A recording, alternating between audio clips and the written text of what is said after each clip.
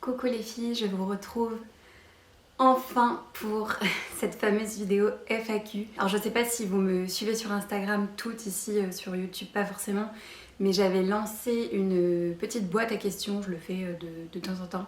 Enfin c'est ma troisième FAQ en fait sur ma chaîne YouTube. J'avais lancé cette boîte à questions début avril.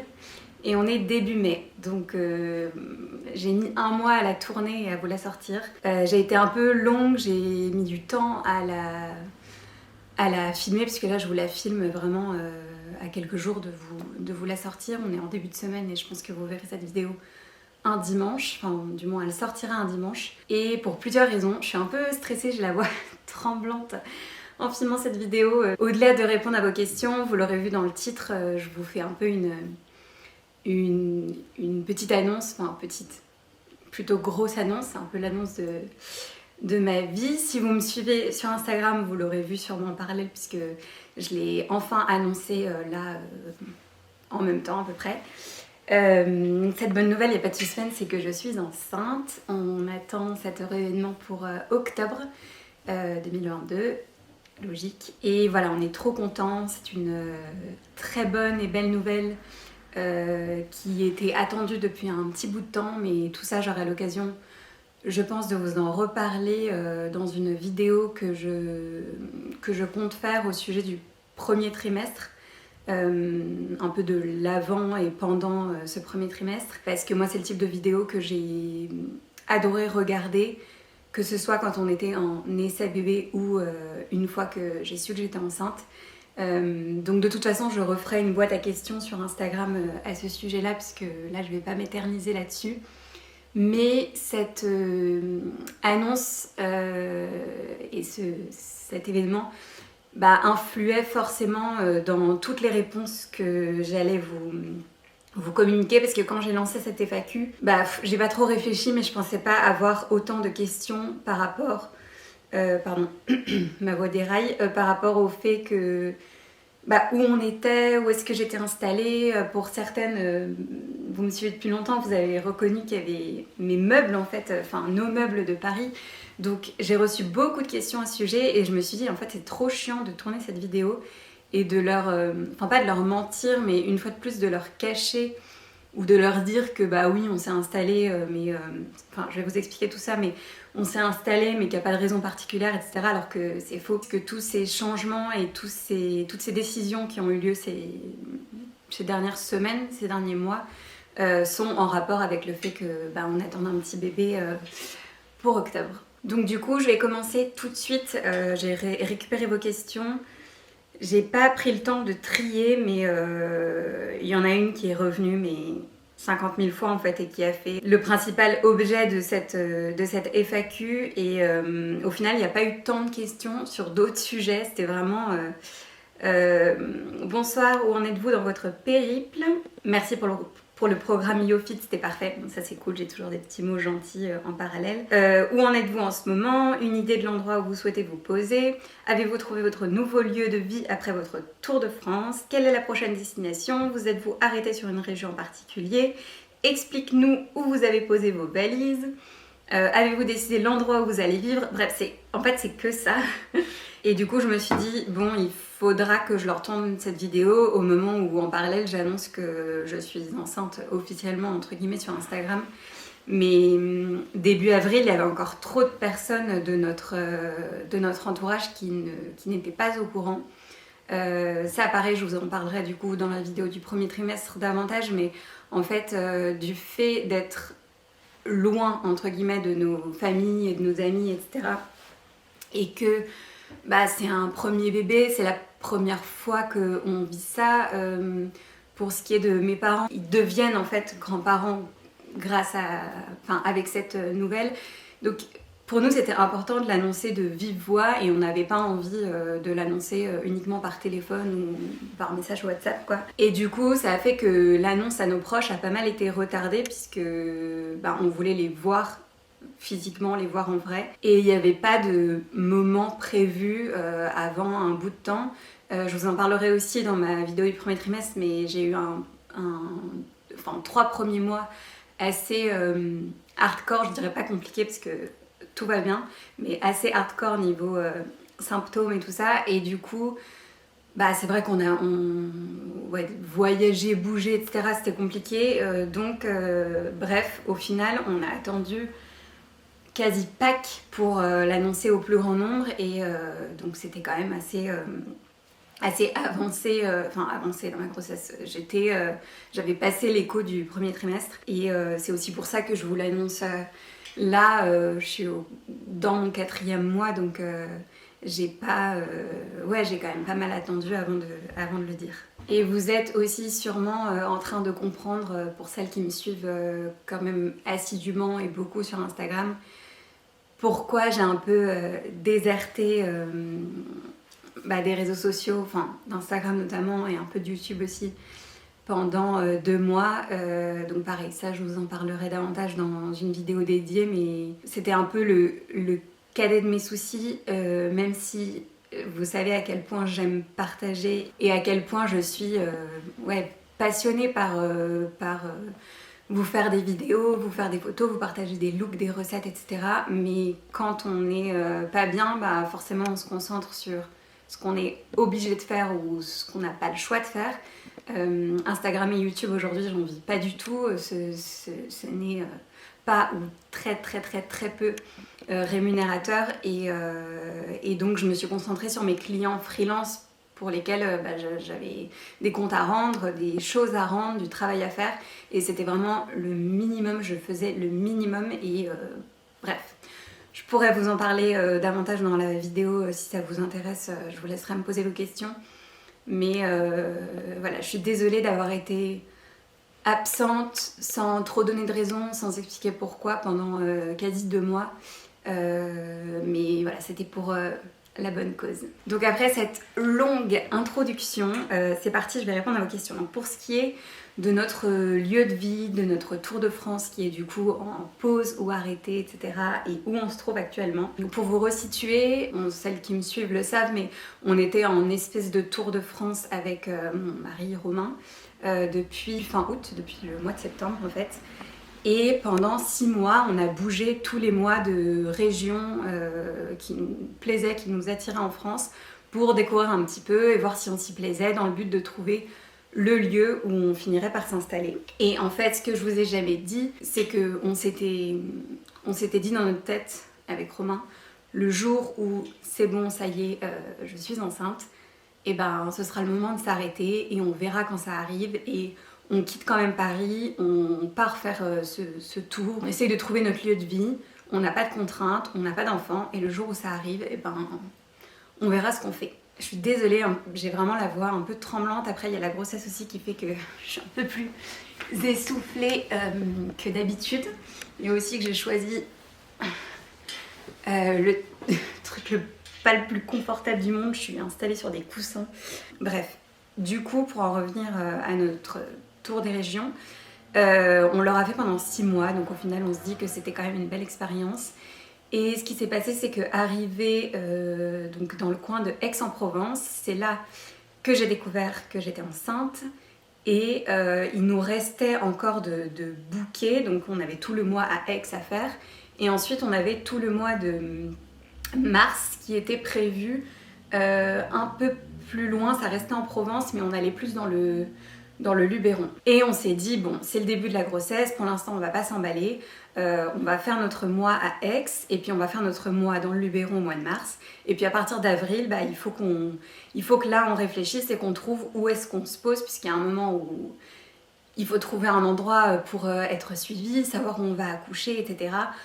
Après, chacun est libre de gérer comme il veut, mais moi, perso, c'est quelque chose qui me stressait. Je suis quand même assez comme ça, déjà faire cette espèce de Tour de France, ça me ressemble pas trop de base, mais j'ai adoré, je suis très contente de cette expérience. En revanche, là, avec un bébé qui arrive, tous les deux, on savait que ce serait le bon moment de se poser et de s'installer à un endroit fixe pour un temps du moins. Et en fait, moi je le vois comme un signe, ça fait rire à chaque fois Romain que je vois des signes partout, mais ce qui s'est passé, c'est que pendant qu'on était à Aix, il y a la propriétaire du logement qu'on avait booké pour le mois de mars dans le Luberon, qui nous a contactés et qui nous a dit qu'il y avait un problème avec le logement, qu'il y avait des travaux qui démarraient, que ça allait être très bruyant et qu'elle était désolée et qu'elle pouvait pas nous dire si ça allait être vraiment vivable ou non.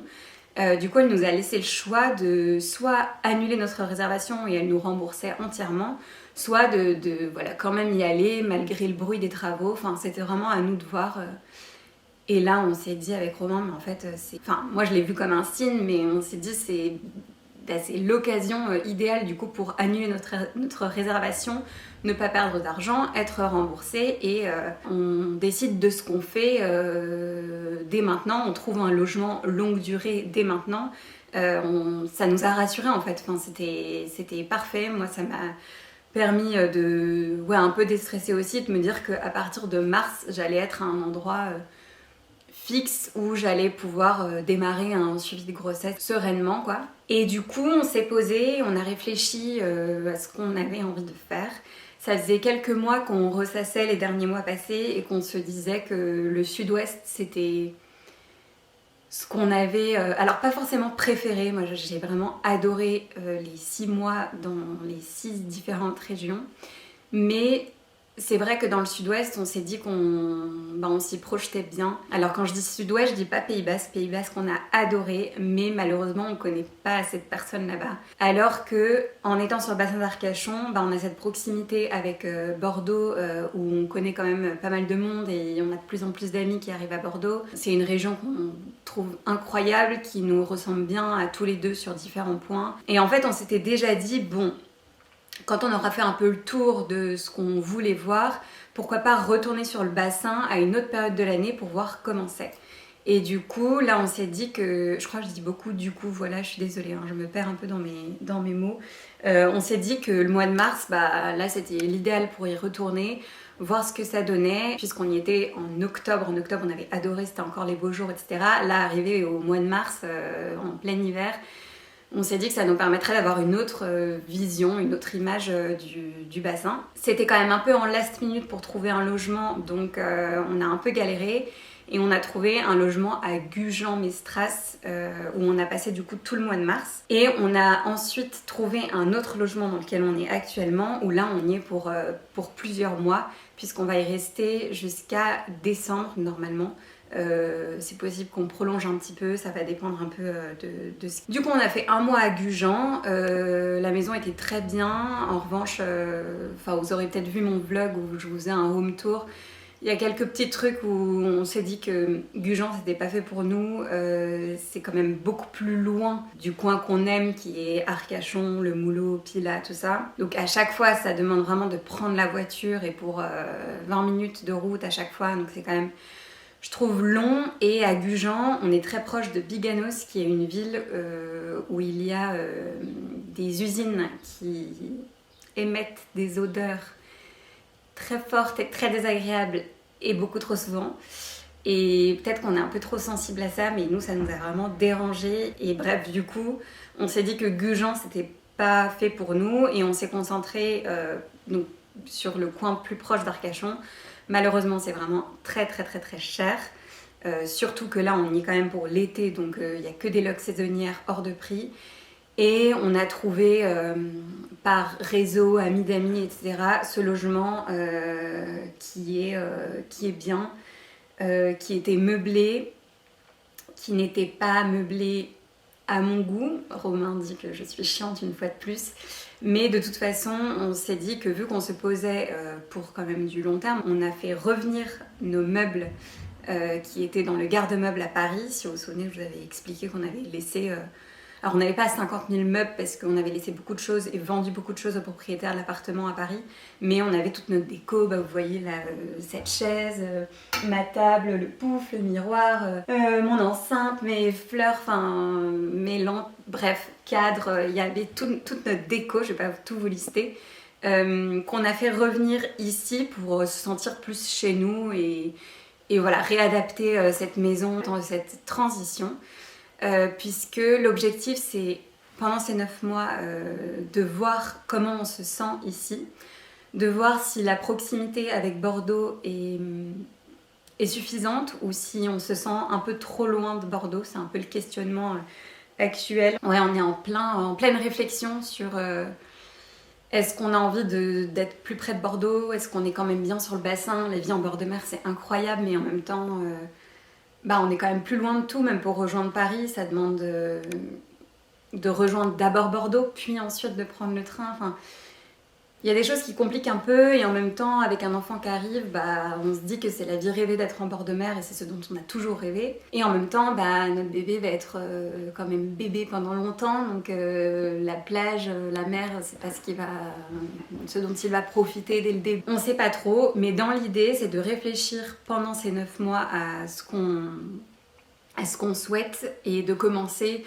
à faire des visites, à explorer un petit peu du coup proche Bordeaux et autour du bassin et les alentours pour voir un peu comment on se sent. Après, je vous cache pas que le prix de l'immobilier ayant explosé, ça risque évidemment de peser dans la balance et que ça aura un impact sur notre décision, c'est certain. Pour l'instant, voilà où on en est. On est posé ici sur le bassin pour 9 mois. On se sent chez nous parce qu'on a nos meubles, notre déco.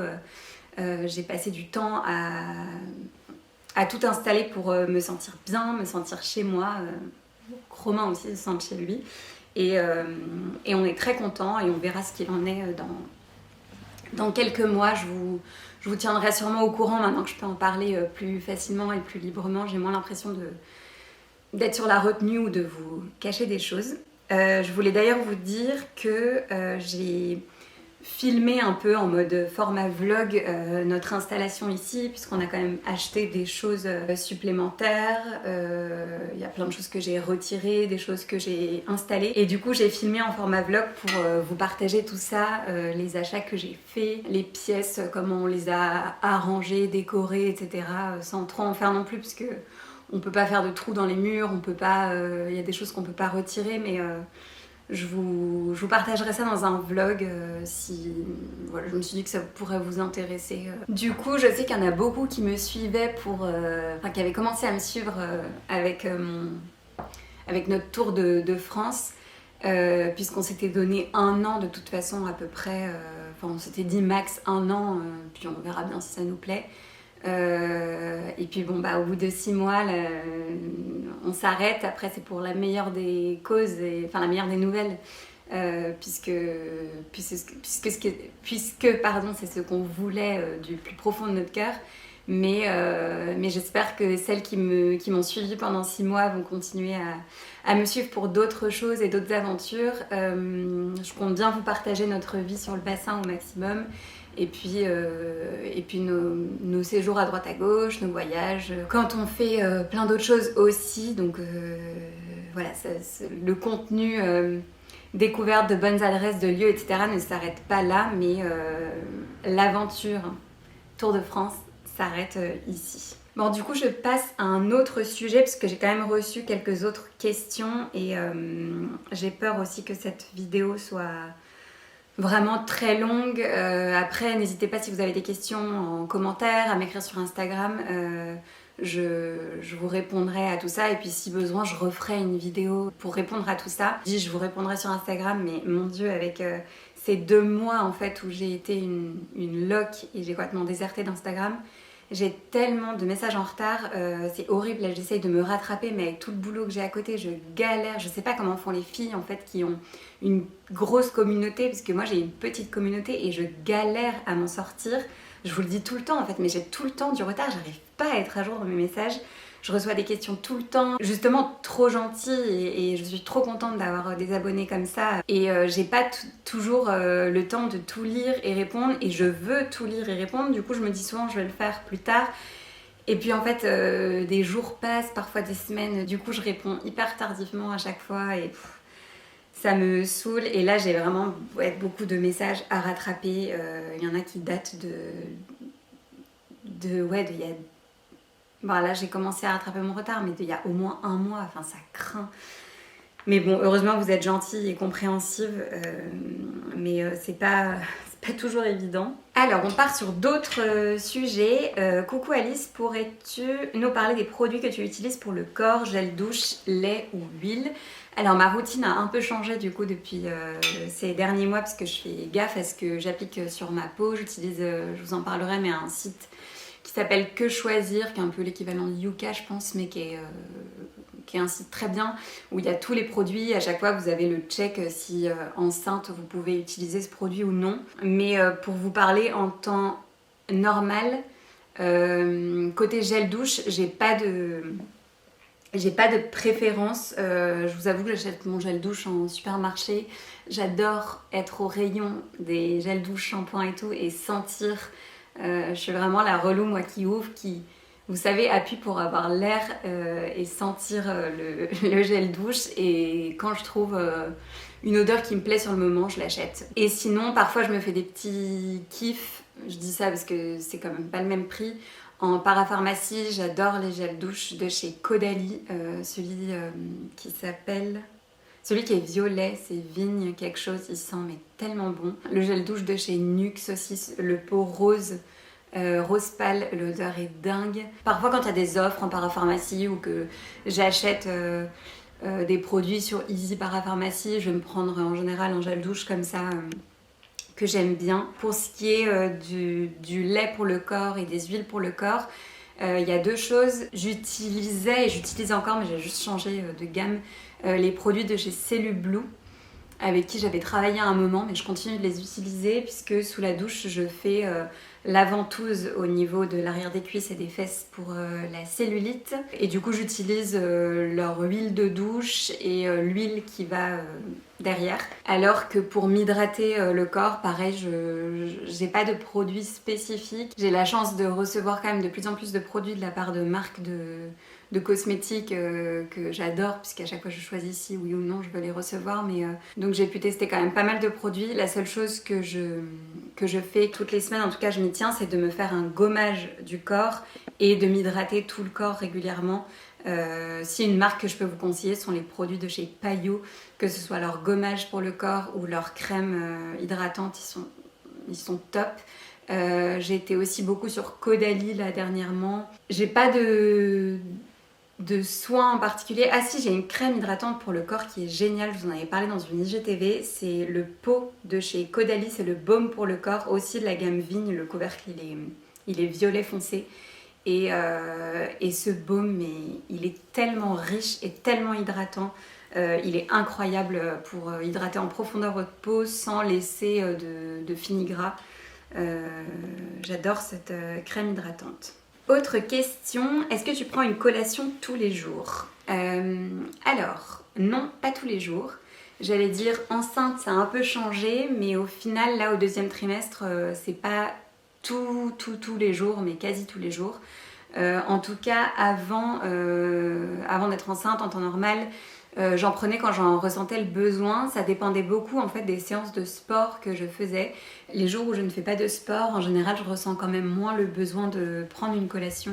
Donc j'essaye toujours de m'écouter en fait. Si je ressens que j'ai faim, souvent c'est vers 16-17 heures, à l'heure du goûter en fait. Si je ressens que j'ai faim, je me fais une collation. Si j'ai pas faim, je m'en fais pas. Mais c'est vrai qu'en général, quand on fait quand même pas mal de sport, même en mangeant équilibré, un plat bien complet le midi, etc., un bon petit déjeuner, en général... Enfin, ça dépend des personnes, mais en tout cas, moi, j'ai tendance à avoir faim sur les coups de 17 heures. En revanche, ça, je vous en ai déjà partagé dans plusieurs vidéos. J'essaye vraiment de prendre des collations qui soient saines, qui soient intéressantes, qui me tiennent au corps. Pas juste un coupe-faim sucré qui, en fait, va pas être un coupe-faim puisque je vais avoir encore plus envie de manger de sucre. Donc ça, je vous remettrai en description, en barre d'infos, des vidéos que j'avais fait à ce sujet, mais je vous partage souvent des idées de collation qui sont saines et intéressantes en termes de nutriments pour votre corps. Après, je dis pas que je suis parfaite tout le temps. Quand c'est le week-end, mon goûter, ça va être une crêpe sur la plage, une glace, des gâteaux maison, des biscuits. Enfin, je me fais plaisir aussi à côté. Mais on va dire qu'au quotidien, je fais en sorte que les collations soient saines et équilibrées et intéressantes, quoi. Une autre question, tu fais du sport à quelle fréquence? Alors, j'en faisais, mais ça n'a pas tellement changé puisque là je m'y suis bien remise aussi puisque je vais beaucoup mieux et que je suis en pleine forme. Je fais juste pas le même type de sport, mais pareil, ça je vous en parlerai dans la vidéo si vous avez des questions à ce sujet. Mais en temps normal, je faisais du sport 4 fois par semaine. 4 fois c'était en moyenne, c'est-à-dire que parfois ça pouvait être 5 et parfois ça pouvait être 3. Le programme de YoFit notamment que je vous ai partagé, c'était 3 séances par semaine parce que le programme précédent que j'avais sorti, c'était 4 séances. Et je sais que la plupart d'entre vous n'en faisaient que 3, n'avaient pas forcément le temps de faire la 4e. Alors j'avais mis une 4e séance bonus, mais je sais que 4 c'est beaucoup alors que 3 c'est déjà bien. Mes séances ne durent jamais plus de 30 minutes, toujours... entre 20 et 30 minutes, parfois même c'est 15 si j'ai pas beaucoup de temps. Donc bref, c'est pas forcément la durée qui est importante, mais je trouve qu'une demi-heure ça se casse bien. Et si vous me suivez depuis longtemps, vous devez le savoir aussi, moi j'ai toujours fait mon sport à jeun le matin, je suis vraiment team matin à fond, parce que au moins je le fais au réveil, ça me permet aussi justement d'activer mon système digestif, etc. Et en général après la séance de sport, j'ai bien faim. Ça me permet aussi de me réveiller en douceur. Bon, ça dépend quel type de séance je fais puisque j'alterne vraiment entre des séances qui ressemblent plus à plus type yoga, plus douce, parfois plus dynamique, et aussi des séances un peu plus de fitness, plus cardio. Mais ça me permet de me dynamiser, de me réveiller et d'être en forme pour la journée ensuite. Et c'est vrai que le soir, moi j'ai pas du tout la tête à me remettre au sport. En plus, une fois que je trouve qu'on est douché, maquillé, etc., d'aller faire son sport, puis ensuite se redoucher, machin. Alors que le matin, en fait, au réveil, j'enfile ma tenue, je le fais, et puis après, je passe à la douche, aux soins, au maquillage, coiffure, etc. Et le sport, c'est fait, c'est derrière moi, j'ai plus à y penser. Pourquoi on te voit de moins en moins en ce moment? Bon, vous aurez eu la réponse à cette question juste avant. Arrives-tu à vivre de YouTube et Instagram? Pareil, en fait, j'en ai parlé au début de la vidéo. Non, pas du tout. J'en suis loin, bien loin, et c'est aussi pour ça que je vous en ai déjà parlé, mais j'ai des clients en freelance en parallèle, rien à voir avec Alice YoFit, qui eux me permettent d'avoir une stabilité financière. Enfin, stabilité, c'est jamais très stable en fait quand on est en freelance. Puis il y a parfois des missions qui sont temporaires, mais là actuellement j'ai quelques clients fixes, donc c'est cool. Après du coup c'est beaucoup de boulot. Et ça me fait un peu délaisser Instagram et YouTube, ce que je ne veux pas. Donc c'est pas toujours facile, c'est parfois un peu frustrant. Mais voilà, il y a un temps pour tout et il faut travailler et gagner de l'argent. Donc même si j'essaye de partager au maximum ici et de faire évoluer cette belle communauté, j'équilibre et je priorise un peu comme je peux. J'avais eu une question aussi, retour sur... notre Tour de France. Comment vous gérez l'administratif en ces temps de voyage, poste, adresse, etc. Alors c'est une très bonne question. Pour ce qui est de la poste, quand on a quitté Paris, on a mis en place un relais automatique. Je sais plus combien ça coûte exactement, mais c'est pas très cher et ce qui vous permet que tout le courrier qui arrive à votre ancienne adresse, pour tous ceux qui n'auraient pas encore qui n'ont pas compris que vous avez déménagé, et puis c'est aussi très long de faire les démarches pour changer les adresses de, je sais pas, tous vos trucs de banque, de mutuelle, d'entreprise, enfin bref, il y a tellement d'adresses en fait à changer que tout le courrier qui arrivait dans notre adresse à Paris était directement renvoyé à une autre adresse. Donc ça c'est un système que vous payez via la poste, on l'a fait en ligne, ça prend 3 secondes comme manip et c'est très pratique. Et du coup, il fallait bien mettre une nouvelle adresse. Et donc, j'avais mis l'adresse de chez mes parents. Donc, tout le courrier arrivait chez mes parents. Et là, depuis qu'on est arrivé ici, on a changé l'adresse et le transfert. Et on a mis notre adresse ici. Mais voilà, on va pas pouvoir faire ça éternellement. Une fois qu'on aura trouvé notre lieu de vie, ce sera notre adresse définitive. Donc, voilà. Mais en tout cas, il existe ce système qui est hyper pratique. Et pour tout ce qui est administratif, et du coup, vu que tout arrivait chez mes parents, enfin je dis tout, mais on a de moins en moins de courriers, on a quand même quasi tout digitalisé avec Romain, enfin au maximum. Donc le courrier qui arrivait, on a quand même vu mes parents assez régulièrement du coup qui nous le faisaient passer, ou quand il y avait quelque chose d'important, elle me le renvoyait ou elle me le transmettait. On a fonctionné comme ça. Bon bah toutes les autres questions c'était par rapport aux prochaines destinations, si on avait trouvé notre nid douillet, où on en était dans notre tour de France, enfin c'est vraiment que ça. J'ai un dernier petit mot pour clôturer cette vidéo.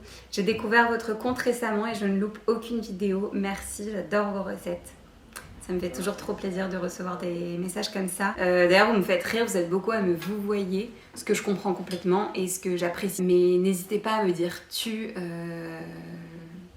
Je pense qu'on a à peu près toutes le même âge